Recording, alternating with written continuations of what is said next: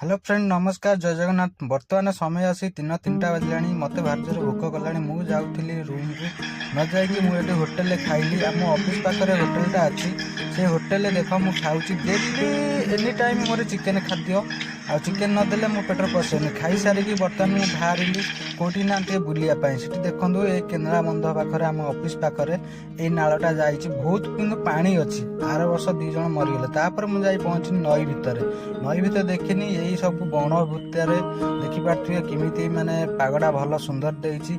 छोट छोट सब गछ उठी किंतु कादो हो जाए नई भितर को जाइलानी बेसी मुझे पाखर रही। तापर मुझे पहुँचली जाकि ब्रिज उपर देखला बहुत लोक बंची पकाउले। बंची माछ पूरा धरिया पूरा रेडी डेली प्रत्येक दिन किंतु माछ धरा होउची बड़ बड़ माछ। मुझे बाटे जीवा आसा करे मुझे जापार न थाए। आज समय मिली मुझे पहुँचली देखला बहुत छड़ ये पकाई देखिए।